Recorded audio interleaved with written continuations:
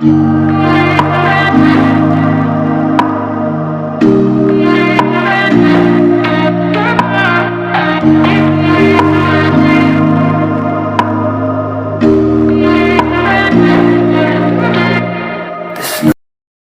सुमन, आप देख रहे हैं क्राइम सच को। क्राइम सच पर मैं आज एक वह स्टोरी बताऊंगा जो कि अभी अ, काफी प्रचलन में है और काफी लोग जानना चाहते हैं कि उन घटनाओं में क्या हुआ कि सरस्वती वैद्य को इस प्रकार से प्रताड़ित करके मारा गया और उसे क्यों मारा गया, वह कौन थी और उसकी जानकारी पूरी जो है सो मिल नहीं रही है और पुलिस भी खंगाल रही है, लेकिन पुलिस के पास भी पूरी सूचना आ नहीं रही है और उसका जो वह मारने वाला हत्यारा है वह भी पूरी जानकारी नहीं दे रहा है। उसी विषय में मैं आज आपको बताऊंगा क्राइम सच पर। तो क्राइम सच पर मैं आपको सबसे पहले बताने जा रहा हूं कि मुंबई से सटे मीरा रोड स्थित जो आकाशदीप बिल्डिंग है उसके 704 नंबर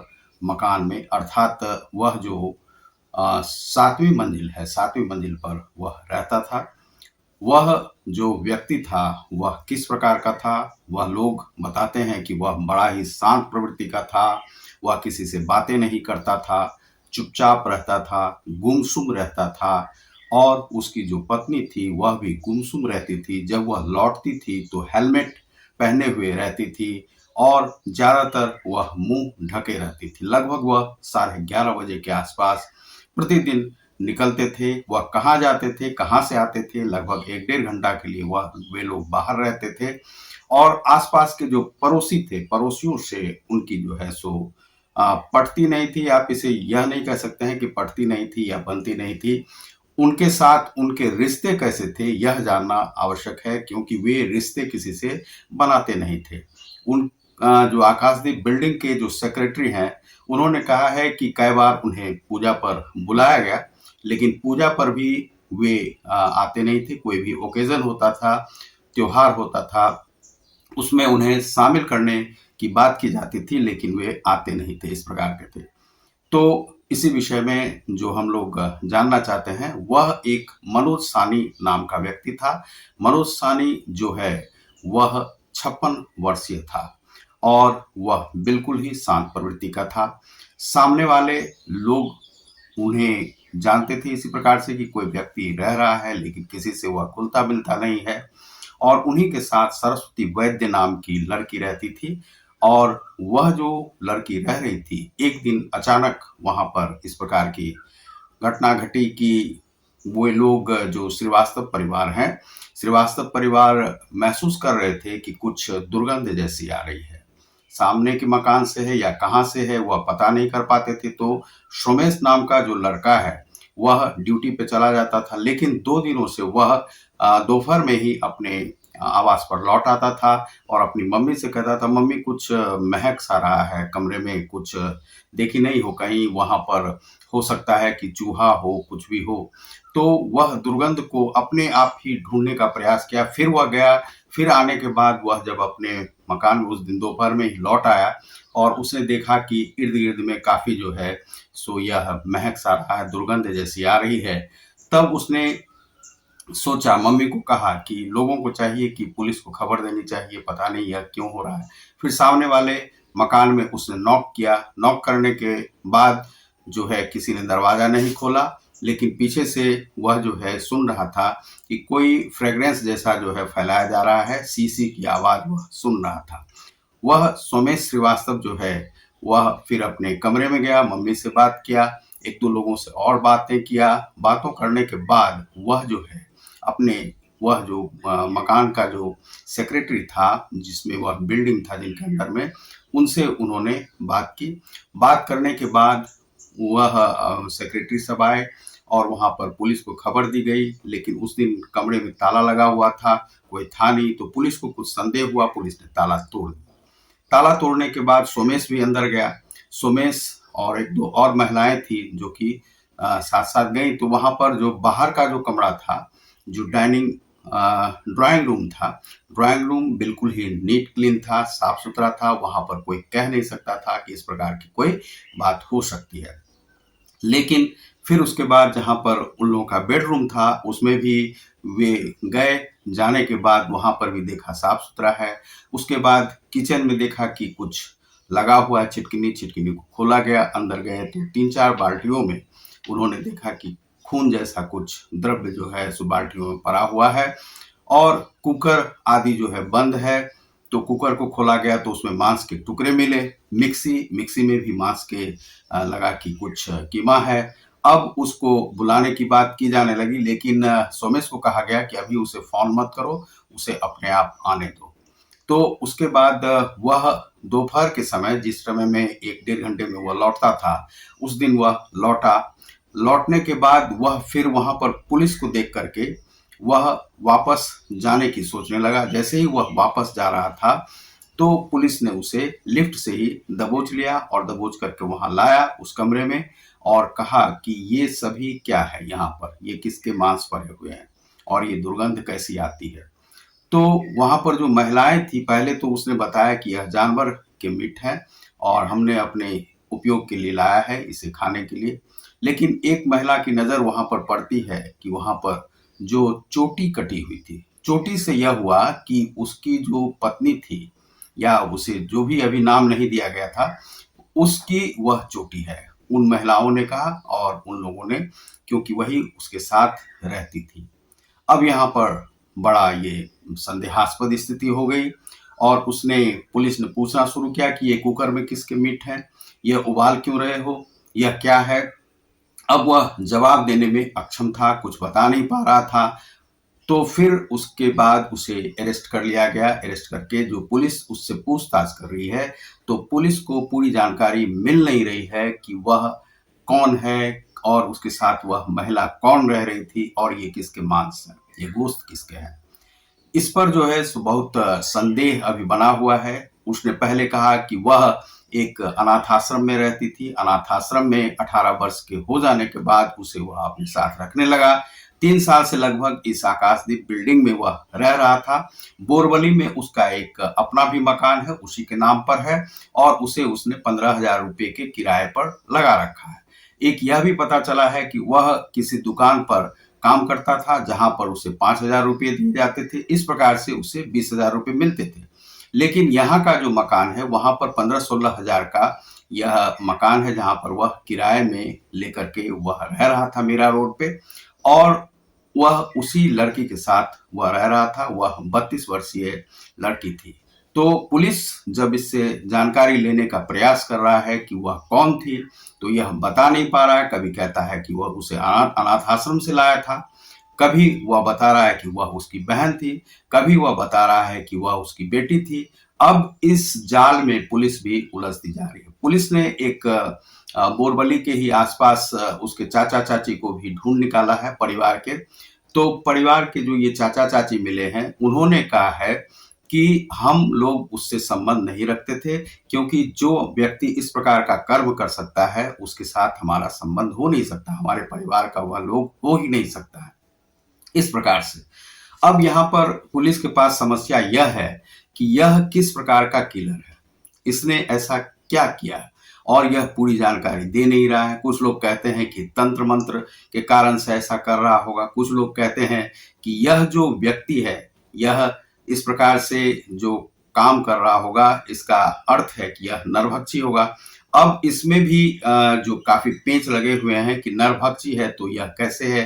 कुछ लोग कह रहे हैं कि यह उबाल करके बाहर में ले जा रहा था पॉलीथीन में लेकर के और उस मीट को कुत्तों को देते हुए देखा गया है। अब यह भी पता चला है कि कुत्तों को तो वह बार बार वह कुछ ना कुछ खिलाते रहता था, शायद बिस्किट्स खिलाता था, कुत्तों के लिए लाता था।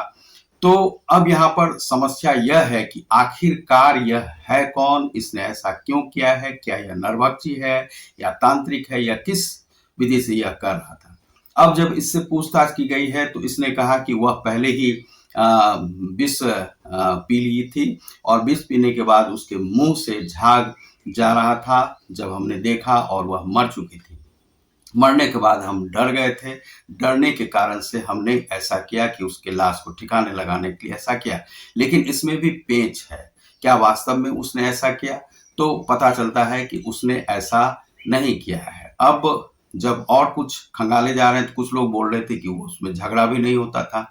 लेकिन कुछ लोग बोल रहे हैं कि झगड़ा बराबर हुआ करती थी और उस झगड़े के कारण से ही यह मर्डर हुआ है, इसने मारा-पीटा है, क्योंकि पुलिस को उसकी जो एक वह तस्वीर ले रखा है, जो लाश की। तो लाश की तस्वीर में से ऐसा लग रहा है कि उसे चोट के निशान हैं और चोट के निशान के कारण से ऐसा पुलिस को लग रहा है कि उसने जो है सो मारा-पीटा है और यह जो है उसका जो है सो प्रताड़ित करता था और प्रताड़ित करके ही उसे मारा है। अब यह लोग सोच रहे हैं या पुलिस सोच रही है कि यह एक साइकिक किलर हो सकता है। अब पुलिस को यह पूरी जानकारी खंगालनी चाहिए। इस प्रकार के किलर कैसे होते हैं? वह जांग का कटा हुआ पीस था, वहाँ पर कीमा जैसा जो बनाया हुआ था, उसने छोटे-छोटे टुकड़े कर दिए थे, क्योंकि जो वह लकड़ी काटने वाला जो आरी मशीन होता है, उसने वह 4000 में खरीदा हुआ था किसी दुकान से जाकर के और उसे जो है हड्डी को गलाने के लिए कहा जाता है कि उसने जो है अमेज़न से मँगाया था नागार्जुन तेल और नागार्जुन तेल नीलगिरी तेल को मंगा करके उसे हड्डी को गलाने में 5-6 शीशियाँ उसके पास रखी हुई थी और उसने इसे डिस्पोज करने के लिए जो है लाश को या हड्डी को गलाने के लिए ऐसा जो है प्रयोग किया, उसे उबाल करके वह गला करके धीरे-धीरे 1-2 दिन में वह उसे फेंक ही देता और फिर वहाँ पर कुछ मिलता नहीं। अब पुलिस ने जब पूछा कि क्या तुम इसे खाते थे? तो उसने यह भी बताया कि हाँ, हम खाते थे। तो खाने का जो प्रयोजन है उसका, वह कहता था कि वह हम चाहते थे, हम उससे इतना प्यार करते थे। उसने यह भी कहा है कि वह जो है उसको एड्स है और एड्स के कारण से उसने कभी उसके साथ संभोग नहीं किया और कभी जो है उसके साथ जो है शादी वह करने के लिए जिद करती थी, लेकिन वह शादी जो है उसके साथ नहीं करना चाहता था, क्योंकि बेटी बनाकर रखा हुआ था। बेटी था, बहन थी, वह अनाथ आश्रम से आई थी, क्या इसके उपकार थे, वह लड़की कहाँ से आई थी, कुछ पता यहाँ पर नहीं चल रहा, पुलिस को पता करना पड़ेगा। कुछ लोग मानते हैं कि यह एक नरपिशाच है। वास्तव में समाज में जो यह एक प्रकार की तब्दीली आ रही है, समाज में इस प्रकार का किलिंग हो रहा है, वेब सीरीज को वह देखता था और उसी प्रकार से एक्शन करता था। तो यह जो तब्दीली आ रही है समाज में, यह धीरे-धीरे समाज को बदलता जा रहा है। कुछ लोग जो अपना नाम अच्छे कर्मों में नहीं कमाना चाहते हैं, कुछ लोग बुरे कर्मों में ही अपने को ढाल करके अपना नाम कमाना चाहते हैं। यह जो है समाज में यह प्रवृत्ति बढ़ती चली जा रही है लगातार से। इसलिए लोग नरपिशाच बनते जा रहे हैं और वे यह थोड़ा-सा भी नहीं सोचते हैं कि हम हत्या जो कर रहे हैं मानव का, वह किस लिए कर रहे हैं, क्या उसका परिणाम होगा, उसके साथ हम क्या व्यवहार कर रहे हैं। चूँकि हम भी एक मानव हैं, मानव धीरे-धीरे स्वयं को जानवर में इस प्रकार से प्रवृत्त करते जा रहा है, अपने को बदलते जा रहा है, इस प्रकार का स्वभाव होता जाता है। ऐसे अमानवीय लोग होते जा रहे हैं। पुलिस को चाहिए कि उसके सारे एंगल से, क्योंकि हो सकता है कि वह एक क्रिमिनल हो और वह लगातार से इस प्रकार की घटनाओं को अंजाम देता हो और उसके सारे बैकग्राउंड को, पृष्ठभूमि को ढूँढना आवश्यक है। तो यह जो लड़की है, यह मारी गई है। अब इसके परिवार को भी ढूँढना, लेकिन परिवार के लिए कहा जाता है कि वह अनाथ है, लेकिन कहाँ से आई थी? हो सकता है कि महाराष्ट्र से ही हो, कोई लड़की हो। तो पुलिस को उसके जो फ़ोटो है, तस्वीर जो है, ज़रूर वहाँ पर सर्कुलेट करना चाहिए पूरे महाराष्ट्र में और उससे जानकारी निकालनी चाहिए कि वह लड़की कहाँ की थी, इसके साथ क्यों रह रही थी, क्या वह भाग कर आई थी, कहीं से भगा कर लाया गया था या अनाथ आश्रम जाकर के पुलिस को देखना चाहिए, जिस अनाथ आश्रम की वह बात करता है और वह जिस-जिस स्थान का बताता है, वहाँ पर जाकर के उसे ढूँढना चाहिए कि वह लड़की कौन थी, इसका बैकग्राउंड क्या है। यह जानने के बाद और यह कहाँ-कहाँ जाता था, वह जानना आवश्यक है। क्या यह नरभक्षी ही था? क्या इसी प्रकार के मांस की तलाश में रहता था? क्या ये दोनों नरभक्षी थे? यह भी जानना आवश्यक है, क्योंकि जिस प्रकार का यह बताया गया है कि यह हो सकता है कि वह एक ईगोइज़्म जो ईगो के अंदर में जो अंतःचेतन मन में उसके जो हैं सो इस प्रकार के जो दुर्गुण हो सकते हैं, और जिससे वह शांत रहता था और अपने आप में रहता था, क्योंकि उसे पता था कि वह कुकर्म कर रहा है। जो कुकर्मी होते हैं बहुत ज़्यादा, या तो अच्छे लोग ही बहुत शांत रहते हैं, जो गंभीर हैं, जो आध्यात्मिक हैं, और या बहुत जो बूढ़े लोग होते हैं, जो चाहते हैं कि उनके पास कुछ लोग नहीं हैं, उनके बारे में जान नहीं सकें, वही बहुत कुकर्मी होते हैं। इस प्रकार के लोग होते हैं जो कि बहुत शांत रहते हैं, कुकर्मी लोग भी शांत रहते हैं और आध्यात्मिक लोग भी।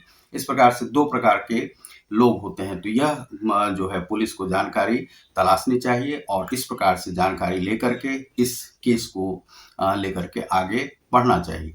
तो आप देख रहे हैं क्राइम सच में मैं हूँ रतिकांत सुमन। आपने हमारे चैनल को सब्सक्राइब नहीं किया होगा तो सब्सक्राइब करें। आज जिन लोगों का बर्थडे है उन लोगों को बहुत बहुत बधाई, शुभकामनाएं।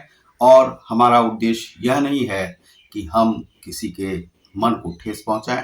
हमारा उद्देश्य है समाज में एक जागरूकता लाना, एक मानवता लाना, मानवता को कायम करना, क्राइम को बढ़ावा नहीं देना, क्राइम को रोकना ही हमारा उद्देश्य है। और यदि आपके मन को ठेस पहुंचा है तो यह आप इस प्रकार से नहीं लें, आप लें इस प्रकार से कि यह हमारा काम है कि जागृत करना, क्राइम के प्रति अवेयरनेस समाज में लाना। बहुत बहुत धन्यवाद। नमस्कार।